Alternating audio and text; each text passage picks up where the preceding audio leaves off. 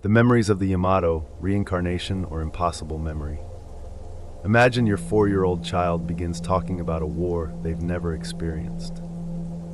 He describes, in surprising detail, the inside of a battleship that was sunk more than 70 years before he was born. And when he sees a model of that ship, he starts crying, deeply moved, and says, "It's too small. This isn't a fictional tale. It's the true case of Takaharu, a boy from Japan who may have once lived and died aboard one of the most tragic and heroic vessels in naval history, the battleship Yamato." The battleship Yamato and Takeharu's memories. The Yamato was a massive Japanese warship built during World War II. Along with its sister ship, the Musashi, it was the heaviest battleship ever constructed and carried the most powerful naval guns ever built. Named after an ancient Japanese province, construction on the Yamato began in 1937. It was completed just after the attack on Pearl Harbor in 1941, when Japan entered into full-scale war with the United States. The Yamato was designed to confront the most powerful enemy ships. In 1942, it became the flagship of the Japanese Navy, from which an admiral directed the critical and difficult Battle of Midway. After 1943, another vessel took over as flagship, and the Yamato was mostly moved between islands, responding to enemy operations. But by 1944, Japan was running low on fuel and resources, and most of its fleet remained docked. In April 1945, Japan launched one final, desperate operation, sending the Yamato to the island of Okinawa, fully aware it likely would not return. The mission was a last stand. However, the ship never reached its destination. On April 7, 1945, it was intercepted and attacked by American aircraft and submarines. The Yamato sank, and over 3,000 crew members were lost. To this day, the ship is remembered in Japan through museums, statues, films, and even animation. Though it sank, its legacy still lives on. Takaharu's story. Takeharu was born in May 2012 in Hiroshima. He's the third child of Keisuke, a dentist, and Yuki, a high school teacher. No one in his family had an interest in war history or military topics. And yet, from a very young age, Takaharu began to surprise them. He became fascinated by World War II, even though his parents had never spoken to him about it. He also displayed behaviors that seemed oddly specific, as if he were remembering something not from this life. For example, as a toddler, he disliked being called Takeharu. He insisted he had another name, though no one in the family remembers exactly what it was. He also had an intense fear of water. He resisted bath time, and his mother had to insist.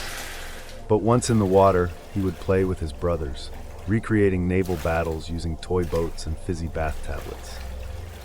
According to his brother, he wanted to play this same game every day, and it always ended with a ship sinking.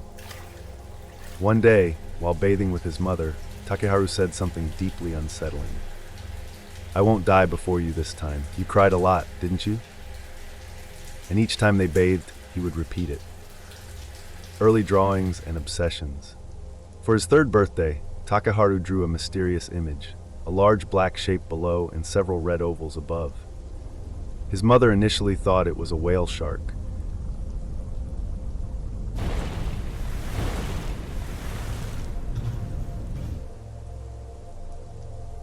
But years later, they realized it may have depicted the Yamato being attacked by aircraft. Shortly after, he began repeating a phrase, "I want to see the Yamato." His parents were puzzled. They didn't know much about the ship, and there were no books or discussions about war in their home. But Takaharu said it over and over, like something deep within him needed to see that ship again. One day after kindergarten, he came home excited and said, "Musashi is in my class. We're brothers. We're brothers." His mother assumed he was talking about a new classmate, but later realized Musashi wasn't a child. It was the name of the Yamato's sister ship, and somehow Takaharu knew they were brother ships. Unexplainable knowledge. Takeharu also sang an unusual song, Getsu Getsu Kasui Moku Kinkin, a repetition of the days of the week. At first, his mother thought it was a school chant, but later discovered it was an old Japanese naval song, one that spoke of working tirelessly without weekends or rest. At age 4, Takeharu began saying strange and specific phrases. "I made my mother cry. I won't do it again." There was a very powerful battleship. Nobody knew about it. In fact, the Yamato's design was a closely guarded secret. They attacked us from the left. It exploded. We tried to help, but we were hit, and I died. I drowned. He even made a 6-page booklet and titled it, "The Battleship Yamato is Still Alive." Though most of it was hard to read, some phrases stood out. Bang bang shooting. Everyone wanted to get on the Yamato. Let's talk about the mighty battleship Yamato. It exploded, but 3 of us kept fighting. He often said he and 2 others had fought together, always 3. Visit to the Yamato Museum. In April 2017, just before his 5th birthday, Takeharu visited the Yamato Museum in Kure, near Hiroshima. There, he saw an enormous 1/10 scale model of the Yamato, over 26 meters long. Most visitors are impressed by its size. But Takaharu wasn't impressed. He was visibly upset. With tears in his eyes and a serious tone, he said, "That's not the Yamato. The real one was much bigger." His parents, surprised, bought him a small plastic model of the ship. Despite his age, Takeharu assembled it correctly, on his own, as if he already knew how every part should fit. For the next 2 years, he played with that model in the bath over and over again, recreating the sinking of the Yamato. As if he weren't just playing, but remembering. A deep fascination with the war. From early on, Takeharu showed an uncommon interest in World War II. Every year, on August 6th, he asked to visit the Hiroshima Peace Memorial Museum. It was as if he felt drawn to return there. One day, he asked for a booklet titled, "The Truth About the Atomic Bombings in World War II." As he flipped through the pages, he looked closely at the images and said, "These pictures remind me of the old days." One night, his mother Yuki set out 2 small cups of sake for dinner, one for her, one for her husband. She stepped away briefly. When she returned, one of the cups was empty. She asked Takaharu if he knew what had happened. He smiled nervously, but his breath gave him away. He admitted he had tasted it. When asked why, he answered without hesitation, "I used to drink sake, I liked it." A simple response, but one that hinted at something deeper. At age 6, while watching television coverage of Japan's new Reiwa era, Takeharu suddenly said, "I died at 19 during the first Christmas of the Showa era." His parents sat in stunned silence. He didn't know his current birth year, but he spoke confidently about Japan's historical eras, as if he had lived through them. At age 5, he often said things like, "I was attacked by the Americans and I died. I was on the invincible battleship Yamato. On the way to Okinawa, we were attacked. The left side was hit repeatedly. When I was on the ship, I used an abacus to do calculations." At 6, his thoughts turned deeper. "I died, but why am I alive now?" At 7, his memories became even more vivid and emotional. The American planes kept attacking the same side. The Yamato tilted. We tried to stabilize it by filling the opposite side with water, but it didn't work. It was cloudy. We couldn't see the planes until they were close. The deck was covered in blood. There were steam explosions. It was terrifying. It hurt. No one helped me. I called out for my mother, but I sank with the ship. Takeharu also repeatedly said that he wanted to see the Yamato again. He spent hours recreating its final battle with toy ships and airplanes, as if replaying a memory imprinted deep within him. In 2021, at the age of 8, Takeharu was interviewed by Dr. Masayuki Ohkado, a university professor who studies children with past life memories. During the interview, Takeharu didn't just recall details, he spoke with pride. He said he loved the Yamato, that he had served on it, and that he still wished to see his mother from that life, just to tell her he was okay. Some of the things he remembered. I graduated just before boarding.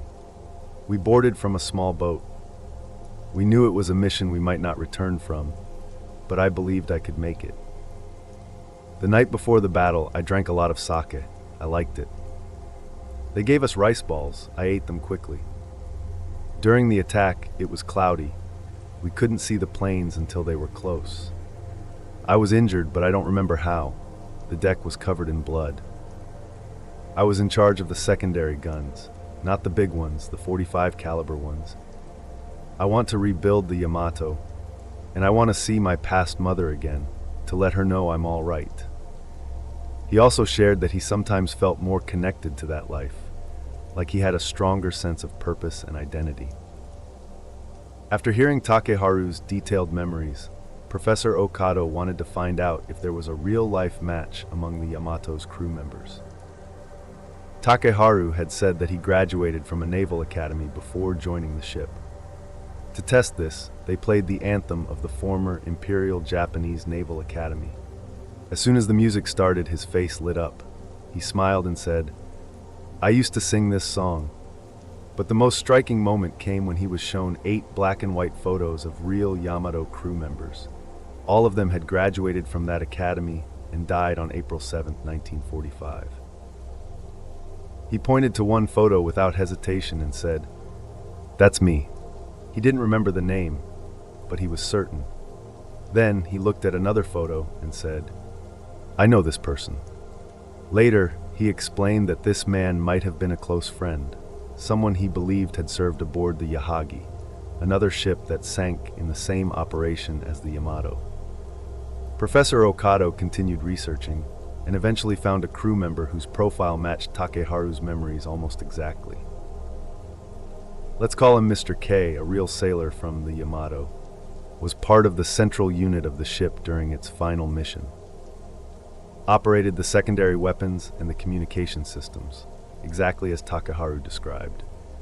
Graduated from the same naval academy whose anthem deeply moved Takaharu. And there was more. Takaharu, without any formal knowledge of naval engineering, once drew a diagram of an old communication device, a voice pipe, used to transmit orders inside the ship. He said it was how he passed instructions from the captain to the gunners.